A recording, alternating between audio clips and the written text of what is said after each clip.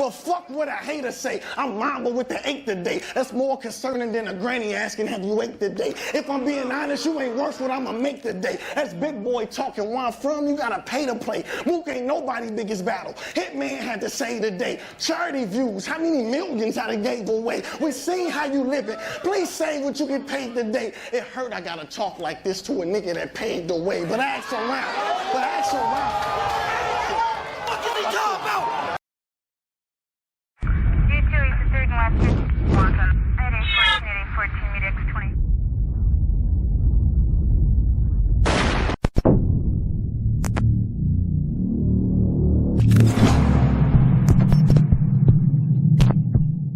Yo, what up, man? Chris, somebody checking in, man. Back with the blog, man. It's a lot that we got to talk about with this battle, man. But salute to TBL, man. They just had an event, man. And anytime you have an event, it's going to be their highs and their lows. We already know about the official situation.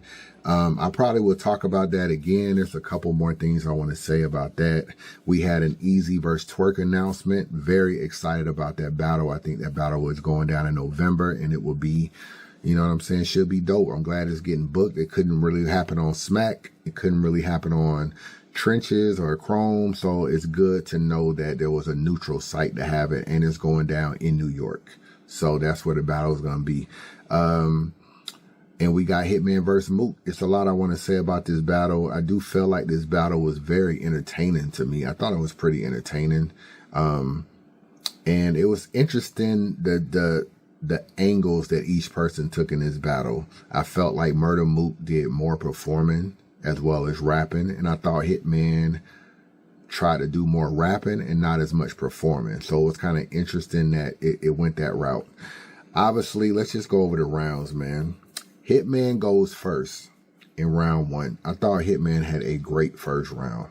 I don't really have a lot of critiques in his first round. He touched literally on everything. And sometimes when you touch on everything, it doesn't leave you with a lot to talk about after that. But he touched on everything. He talked about the math, punching everything. You did. What did he say?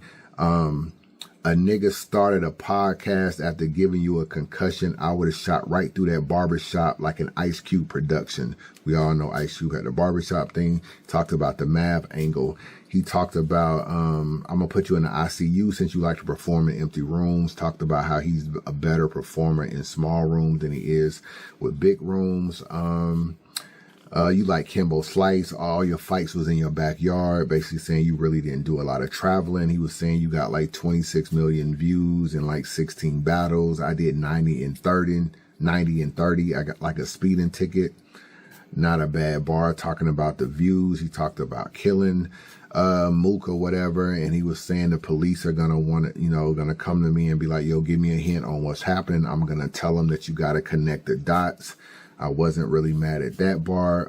What else that we got? He literally talked about a lot of different stuff. I put on for this culture, you didn't. I did more for this culture, you didn't do it. I put more money in battle rappers' pockets, with the bags and bodies. You left when this culture was, needed you the most. You bailed. Everything that you kind of want to mostly talk about with Mook, I feel like he talked about in the first round. If I'm being honest, you ain't worth what I'm gonna make today. That's big boy talking. Where I'm from, you gotta pay to play. Mook ain't nobody's biggest battle. Hitman had to say today. Charity views, how many millions I done gave away? We seen how you living. Please say what you get paid today. It hurt I gotta talk like this to a nigga that pay. But ask around and see what a lot of them say. Even Dot Mob, holla got a lot of them plates. Put more money in the culture. That's not a debate. The shit I did in this era was not a mistake. I'm from the concrete jungle, St. Louis, and still rose in it. My legacy cemented, my name already molding it. I'll burn this bitch down to the ground. I'm not opposed to it. Since he don't want to pass the torch, I light him while he holding it. Attitude on attitude. I like Hitman's first round. Hitman is known for his first round, and I thought his first round was really good in this battle. Mook comes back at the bottom of the second. He has the little cassette. I'm the A side, you're the B side. Fire. That setup was fire. I like the way you put that together. He talked about you lost your last 3 battles. You got 3 L's. You gonna learn a lesson late. You gonna learn a lesson later. LLL. Learn lesson later. What he say? You want to know how I got to the top? What did he say? By being a fucking elevator, meaning like I gave you got 3 L's in your last 3 battles. You're going to learn a lesson later. You want to know how I got to the top? It's being an elevator, meaning L. I've been elevating, raising niggas to the top. I actually thought that whole setup was pretty good. And that's the intricacy a little bit of how Mook kind of structures his stuff. It's not like a double entendre and it's not nothing like that, but it is a difference in the way Hitman raps. I feel like Mook kind of got into that pocket kind of quick. He did have a pause-worthy bar when he was like, you know, you been on my dick or whatever, and you know, niggas gonna be like, pause, pause, pause. So he kind of had that. Why now you decide to get dumb? Your face on before, we almost physically saw your fist swung. But you knew better with me, that's why you chose to use verbs to promote this one. Don't switch up now. Don't switch up now. If you thought you had it bad, in front of Easy the Block Captain, imagine what's about to happen in front of the guy that say Easy when he stopped rapping. He had a little linen scheme where he was talking about cashmere and he was talking about something else, satin or cashmere or whatever, talking about we cut from a different cloth. That was cool. And the remix I thought was set up well. I actually thought that he was damn near forgetting his bar or about to choke, but it's set up into a remix, just letting them know that you need to try something new. This remix is not it. And so Mook had also a good first round too. I like Mook's first round. And I thought the remix at the end was like the coup de grace to the round of what kind of pushed it over. I thought he set it up well. And I don't know if it made Hitman, because he didn't do a remix at all. And I know his brother was there. And normally they do a remix and he do that little artist. But I wonder if that took Hitman away from it. Like, maybe I shouldn't do it, because he had just basically, like, Mook did a lot of good counter writing in his battle of what he thought Hitman may do or may not do. And so I gave Mook the first. Hitman comes back in the second round. Neither one of their second rounds was as good as their first round. Neither one of them. It was a drop off, and it was, you could significantly tell that when you got into Hitman's round that it was not going to be as good as the first. And that's what I say when I say you talk about so much different stuff that it's like, okay, now what are we going to touch on? So he comes back in this round. He starts talking about Mook being jealous of him. He touches on that. He did a liquor scheme, which I thought was, you know, about Smirnoff and 1800 and all this kind of stuff. I thought it was cool, but we've heard liquor schemes before in battle rap, so I wasn't super crazy about it. And I don't think Hitman's strength is in his scheming. And this is why I say sometimes in this battle, I felt like Hitman really tried to show I can write with Mook, because he really didn't do any performing. So he spent a lot of his time really just trying to rap well. And you know, schemes are cool. I don't feel like that's the best part of what Hitman's arsenal is. It's really gun bars, gangster shit, all that. I felt like he didn't really talk a lot about gun bars and stuff in this round. In this battle, to be honest with you. He tried to talk about why you praising Mook for being sober. I've been sober my whole life. I talked about this early, is that when you are sober, it's hard to downplay it in a round when Mook has already said, yo, it was a dark time in my life. I didn't got better and I'm sober. And it's like, oh, why are y'all praising him for being sober when I've been sober my whole life? I get what you're trying to say, like whoop-de-doo. You know what I'm saying? I've been sober my whole life, you know what I'm saying, on some Young Thug shit. But still, people are gonna respect the fact that Mook went through his rehab. It's hard to turn that and flip that against him. He talked about how he's not the man anymore. You just a transgender. You used to be him. I actually like that bar. Used to be him. I thought it was cool. You can never fuck with me. Right hand on my Bible. His number's nowhere near Surf's. How the fuck this my rival? No businesses, house dirty. He don't even own a car. How the fuck this my idol? And y'all calling him the best when I'm the one with the pink slips? That's my title. How y'all let him talk money and not me? I mean, I ain't a hater, so go for it. But without the pink slip, I still got the paper to show for it. This way Hitman's round kind of changed a little bit. He started talking about his cousin. Like, his cousin just got out of jail, and he gets into this thing about, you know, I'm trying to keep my cousin out of the streets, and, you know, he got these references of like 23 and 1, and, you know, I'm keeping him from a life sentence. It don't really have a lot to do with Mook, though. And I felt like that part right there, while I respect it because he was on stage, it didn't really necessarily, I felt like, applied to Mook. The punchline did. So I felt like that part probably should have just, like, you can't really waste bars in a grudge match. You just can't waste bars talking about other stuff. And I think at this time he was trying to show how responsible and like what a good person he is, responsible, and how he's like, you know, be trying to help niggas. And he tried to use his cousin as just to say, my cousin just got out of jail, and now I'm doing this, and this, and he ain't been back, and I'm keeping him out the streets and all that, and it's cool. But Mook is your opponent. And when Mook is your opponent, you can't waste bars. He had the, you ain't smoked nothing since you had a foot in your face. That was a cool bar, because I remember the picture with the foot in your face. That was Hitman's second round. It was cool. It was not great, in my opinion. Mook comes back in the second round, and this is part of counter writing. I don't know if he just knew how Hitman's round was going to be, but he does the whole thing where he says, you know, where he recites his bar, every time I spit something, it's going to be okay. That's why I compare myself to Mike, all that kind of stuff. That famous line that he said, the crowd is saying it with him, and he says to Hitman, see, niggas do know my lines. You was trying to act like niggas don't know my lines. But in the top of the round, he's talking about how you only sound good because you're rapping to me, and anytime people say okay shit to me, because of who I am as Murder Mook, is going to be the greatest. And basically just trying to be like, still downplaying his bars. And I thought this part was important because Hitman did not have a great top of the second. So you come at the bottom of the second basically saying Hitman isn't really that good. And his round had a drop off. And I felt it led right into what Mook was saying about trying to downplay Hitman's bars.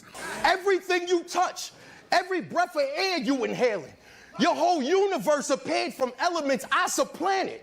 Big Bang theorists, it's physics. It all began with a dot being so hot that it became a matter of time till it expanded. He had like a producer artist scheme with Dr. Dre and Eazy-E or whatever. It was cool. It kind of reminded me of the liquor scheme. It wasn't nothing super crazy, just something that we've heard, even though the bars may be different, but we've obviously heard different schemes with different artists. He talked about Show, his brother. He talked about how he felt like Hitman really ain't been trying to put him on, how Hitman has all this money, and Show is just basically just off to the side and not doing his thing, and he's borrowing money from Twerk, and he's borrowing money from this artist, but you know, he got a rich brother, and, you know, Hitman needs to put his pride to the side and put his brother on or whatever. Interesting. I never seen nobody take that angle before. I don't really look at Hitman as someone that doesn't really like look out for his brother. I don't really see that, but considering that his brother wasn't at the last battles, and I know his brother might have had some issues or something. I don't know if he had any legal issues, but he did have a kid a couple of years ago, so maybe his priorities are different, but you don't see them as much together. So you do see a lot of Hitman success. You don't see his brother at the battles. He didn't battle Geechee. He didn't battle like, when the last time we've seen his brother on stage? Was it actually, obviously he was there for maybe it was it Calico? Was he there at Calico's battle? He was definitely there at Cassie's battle. Calico might be the last one, and that's if he was at that battle. I can't remember. But after that, I felt like I kind of haven't seen him. So Mook was trying to paint this picture like you don't really fuck with your brother or support your brother like you should. So, interesting thing. It was cool. It was cool. What else did he have? That was pretty much Mook's second round. They both had a fall off or whatever. I kind of gave Mook this round as well, though. I kind of gave him this round as well. It's like I felt like both of them was dropping off, but I really didn't really feel like either one of them really went crazy in this round. But to me, Mook still said a couple more things that I liked. I gave Mook the second round. And this round was another round I felt like was kind of close, but I gave Mook the second round. The third round is what I really want to talk about. Obviously, Hitman decides that he wants to expose Mook and talk about basically him leaving school and why he left college, and also talk about the police showing up at his apartment at time. So he uses this round to expose him, and this round is the paperwork round. This is what I want to say about paperwork. First of all, everything in this world is not fair and it's not equal. So I know somebody can show paperwork on one particular person, and then somebody can show paperwork on another particular person, and it may not hit the same. So I just want to say that, because everybody has their heroes in battle rap, and people don't want to see their heroes go down or their heroes be involved in some bullshit. So a lot of times your fans will always defend situations and try to give you the benefit of the doubt in a lot of situations. The paperwork, I did not feel like Hitman executed it right, if I'm being honest. First of all, if you're going to do paperwork, it would be good if you passed it out and you had copies for people that was in the crowd and you passed it out, similar to what Big K said. I think that would be good, but that wasn't necessarily the case. Some of the stuff that he spoke on was alleged. It wasn't proven. And anytime you drop paperwork or whatever, or discuss a situation, or decide you're going to post some evidence, it needs to be legit. You know what I'm saying? You got to understand you're dealing with Murder Mook. You're dealing with a God tier who people will defend to the core. So let me give you an example of something when it comes to paperwork. There's been people that I've seen do blogs about Surf, and some people have said that they felt like Surf had told since he been, was arrested or whatever. They've sent me paperwork of Rajon Cox saying certain different things, and it looked like it was credible. I didn't pull it from the source, so I don't know about could it be Photoshop or anything, but all I'm saying is that it looked like if he did what the paperwork said, you could label him that way, like, oh, he really got in there and said some things he shouldn't have said as a Crip. Okay. The problem with that is you can't do Surf like Adi Boom, Clone, or Bad News. Those are lower level battlers that people won't really fight to the death for. You want to say Clone is a snitch, you get a little bit of information, it'll stick. You want to say Bad News is a snitch, you want to get a little bit of information, it'll stick. Adi Boom, paperwork, it'll stick. Nobody's defending them, nobody's fighting for it, and that's what it is. Surf is a God tier. And if you're going to do that kind of stuff, you got to already know what people are going to say about it, whether it's true or not. For example, people will say, oh man, Surf ain't even out to defend himself, and you hating on him. That's even if the paperwork was 100% true, people will still say that because people don't like you to kick a nigga that's in jail. So you got to know that also. Another thing is he has millions of fans, so people are going to just be like, oh, this is not true, or, I'll wait till he address it when he get out, or I don't believe it. You got battle rappers who won't stand on it. You're not going to get no battle rapper that you send him some shit to and they're going to get in a blog and be like, man, Surf a snitch, or Surf did this, or Surf did that.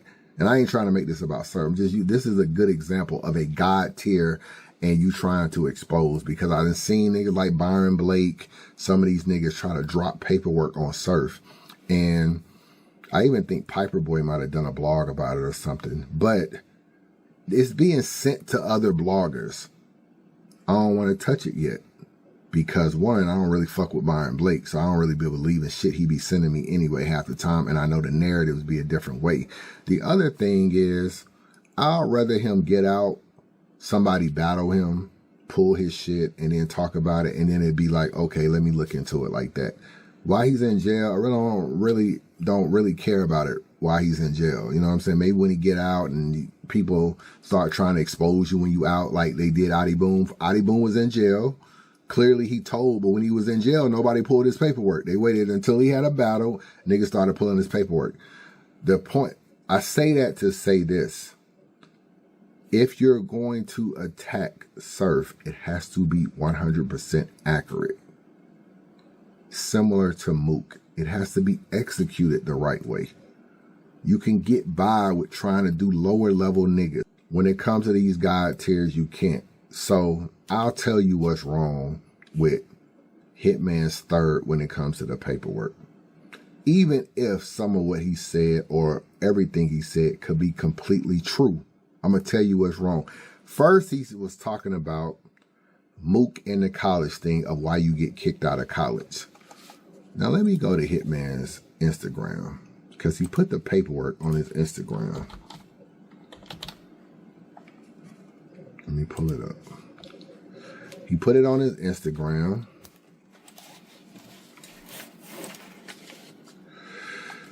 Some white girl, I guess, he got a screenshot of a text. It says, "You are disgusting."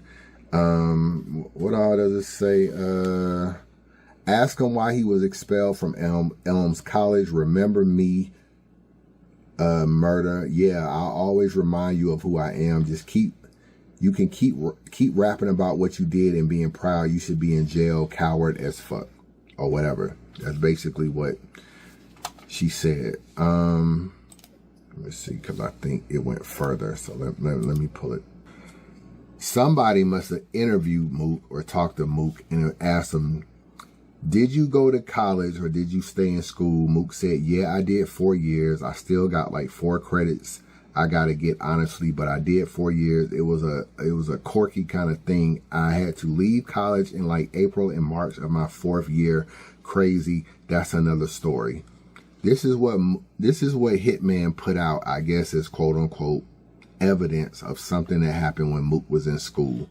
The problem with this is it's all he say, she say. Mook was never charged. He was never put in jail, anything like that. He was never charged with anything. So it's just, there are no details. Nobody knows what happened. Nobody knows what this girl is saying happened or anything like that, because it looks like it might have been like 3 people. And that's why he said in a battle, you led the league in assists, but that's not the 3-man weave that we thought it would. That's not a 3-man weave that you practice on or whatever. Basically saying it was like you and 2 other guys and this girl. But it's all hearsay. It's all speculation. We don't know what happened. We don't even know if she's telling the truth. We don't know if she's embellishing the story. We don't really know what Mook's role was in this situation. Is it a situation where things got a little bit heated? Did they go all the way? Is it actually, did she actually get raped? Did she get an attempted rape? Like what happened? Nobody knows, because there was no charges filed. I don't think anybody went to, even if she went to law enforcement, whatever it was, they didn't bring a case. So there's nothing there. So when you drop something like this, it's not going to work against Mook, because Mook, first of all, it already been talked about with Arsenal. He talked about in the last battles, and it didn't hit. So you should have known it wasn't going to hit either. And that's why you shouldn't try to use that as an angle. So it's one we already heard. Arson have no evidence, no proof. You don't have no evidence and no proof, but you dropping paperwork that isn't even legit paperwork. It's not paperwork that mean anything. Like a text message, and like you don't have no details, and he was never charged. So if he was never charged, it's just speculation. So that's what he talked about in the beginning of his 3rd round. All right, then he moves to Mook. When the police came to his crib where him and his girl stay up. So apparently him and his girl are married, I guess, and she has a daughter, so that's Mook's stepdaughter. And he was trying to show in some paperwork that Mook had like beat her or something, or whatever the case may be. And I guess he was trying to label him as like a woman beater or a child beater or whatever. And, he put his hands on it. He was also trying to say that Mook put his hands on his wife too. The problem with this situation, something did happen. So I'm not going to say that part none of this is true, because clearly the police showed up. Clearly something happened. Clearly Mook got arrested because they took him in. However, you painting him as a woman beater, I don't think he has woman beater charges. I could be wrong. I haven't seen him, and you didn't produce him. You know what I'm saying? So that there's no pictures of anything that looks crazy, like, oh damn, Mook's girl got a fucking black eye, or the kid got a something going, a welt on her arm or something. There's no evidence there. So when you look at this situation, what could have really happened? Because a lot of some domestic stuff doesn't really mean a whole lot. It could just be some pushing and shoving, and niggas would be like, oh, there was an altercation between you and a woman, and they'll make it seem like you just punched her in the face or something, when really all you did was push her. When it comes to kids, you can't even whip kids anymore, or they try to be like, oh, it's child abuse. It ain't child abuse. I used to get my ass whipped a lot when I was younger. You know what I'm saying? With a belt. My mom used to be like, go outside, get me a switch. I used to go outside, get a switch. Now I come inside. My mom used to be like, pull your pants down. I'm finna give you a whipping. If you do that in 2025, you're going to jail. And you know what they're going to say? Child abuse. And somebody be rapping about it in a battle saying you got child abuse on a kid when all you did was whoop her. So Hitman needed more evidence to make it stick. He needed charges. I guess that's like what he needed. He needed charges, and not even just charges, because even charges are still accusations. You needed a conviction, bro. You needed a plea. Like he pled out to some domestic violence. They gave him fucking 8 hours of anger management classes, or you needed something like that to make this stick. This is not Clone. This is not Bad News, where you could get in a battle and because you're a big bad hitman holla, you can just throw some shit on a nigga, on some bags and bodies niggas, and it'll just stick. This is Murder Mook, bro. Got millions of fans. They're not gonna want to hear that shit until you got more to go by. And the other thing is, Mook has already said that he was in a dark time. He was doing things that he should not have been doing, and he learned from it. So I've already heard about some of this stuff already, not necessarily from Mook. Because Mook didn't talk about it, but some of this stuff is kind of like out a little bit. You kind of know that something happened because we were hearing the audio, the Instagram. They came to his house because there was an altercation, and I think that his wife called the cops on him. So we already know something happened. Mook has kind of somewhat owned his behavior. Said he was drinking a lot that day. He was, probably a little bit more inebriated than he needed to be. And he already was probably doing some stuff that he probably didn't need to be, or acting out of character.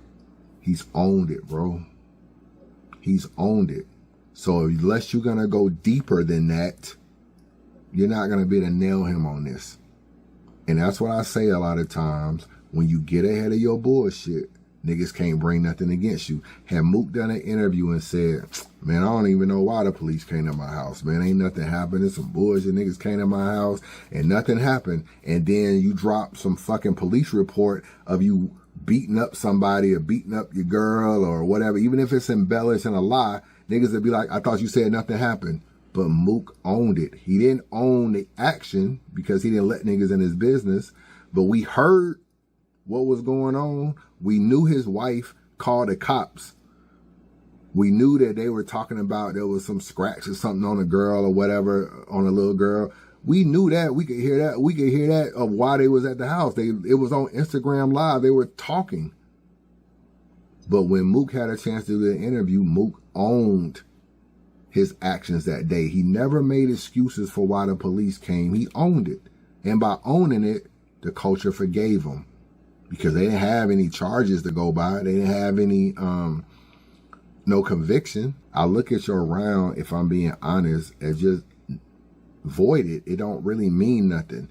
I didn't like Hitman's third round. I just, you got to execute right. I didn't think Rock executed the Kid Slade shit, and I didn't think Hitman executed this. And this is what I mean when I say they're not good anglers, bro. I just sat there and did a video and I was like, Hitman isn't an angler. He's not. And this is a situation where you got an angle and it's not executed right. And I thought that it hurt his round. If you go to the comments, this is Hitman's Instagram. I'm going to tell you how detrimental this is, right? Hitman posted on his Instagram, which is his followers, his thing. Everybody on your Instagram mostly supports you, bro. It's your Instagram.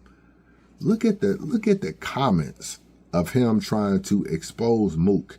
This nigga must be getting smoked to be uploading on Instagram during his battle. This is Battle Rap Now, looking up past records and receipts. What happened to using your pen to prove it all? Mook 30, Hitman 2-1, Mook 30, Mook 2-1, Mook 30, Mook 30, Mook 30. Mook did you bad. This ain't saying much. I thought it was a case of da-da-da-da. Mook 30. This is supposed to be the proof. This was desperate. Mook killed him 3-0. All this for a battle shows me how much he was really scared to just rap with Mook, doing all this personal stuff like this, and they don't even have real beef. SMH cornball. Mook 2-1, Mook 30. This is Hitman's Instagram.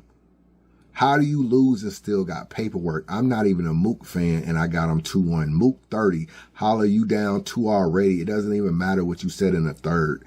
You still lost. Arsenal said the same thing. This is, you try, Hitman, holla, but Mook 3-0. No bias, just the truth. Mook won the battle. Hitman, you did your thing.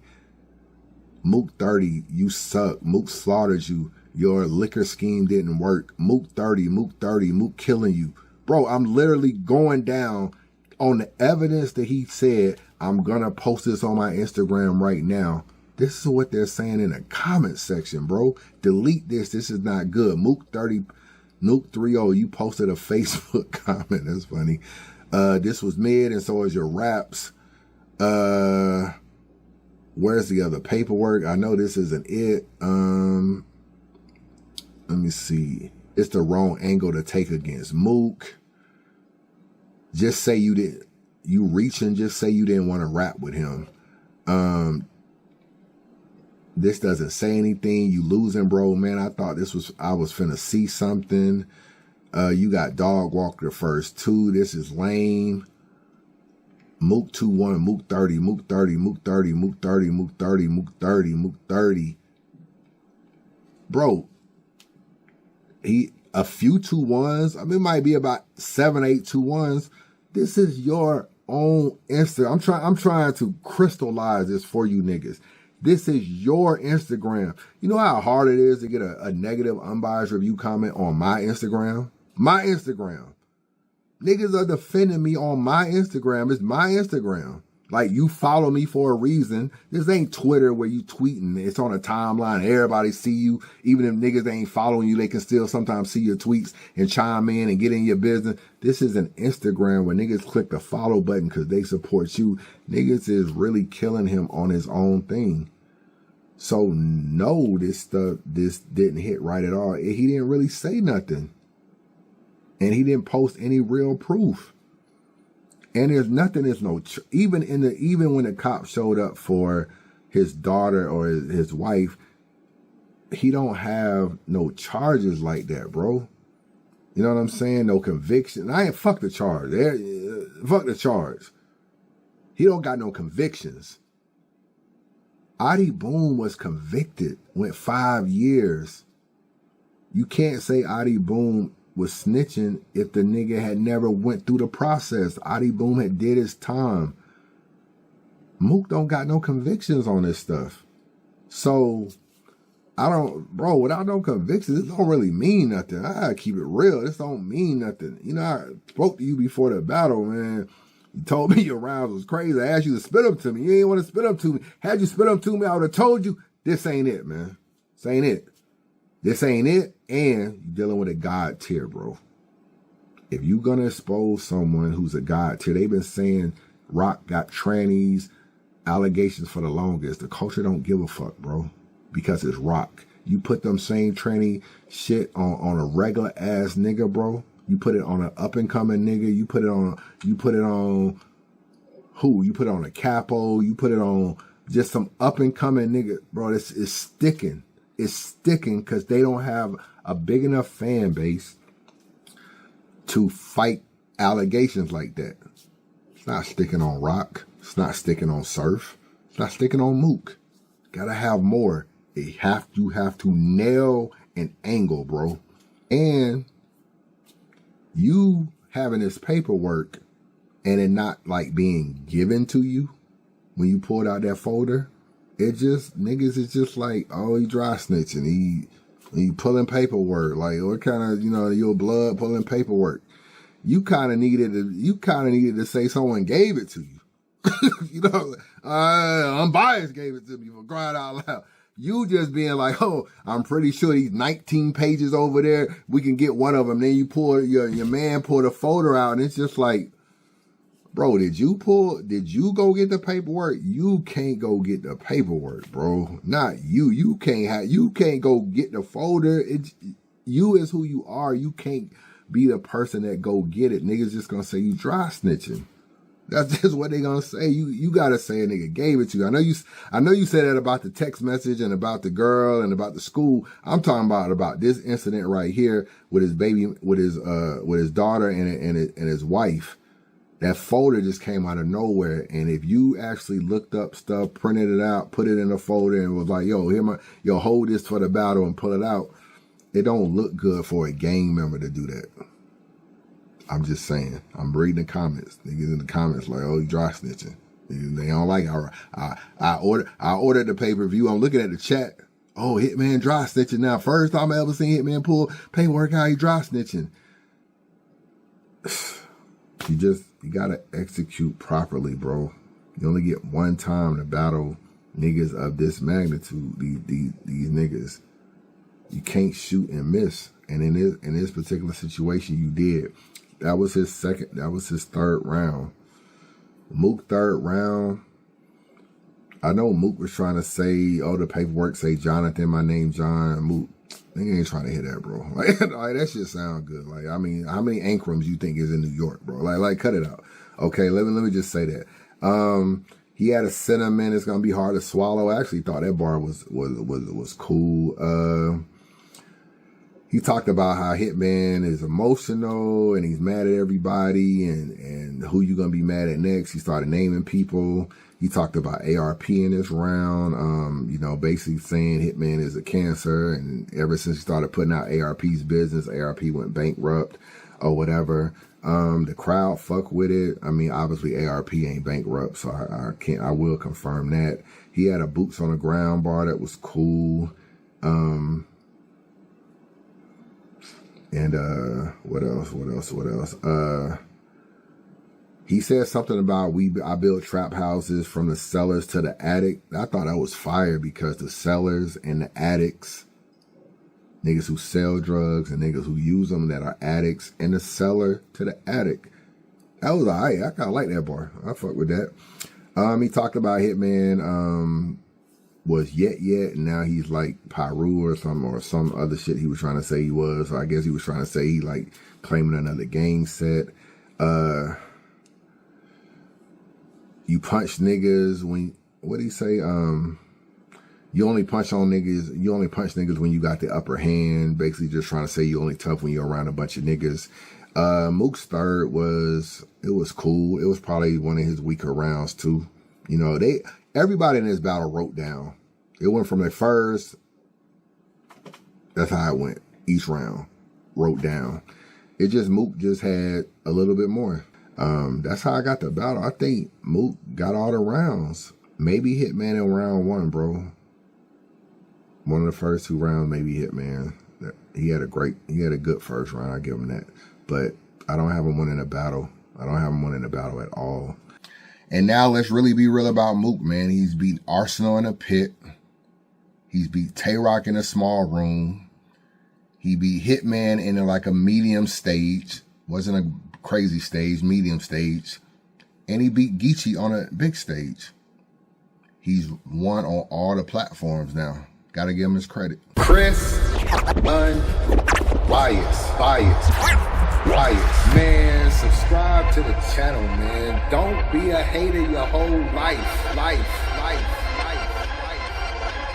Chris, bias.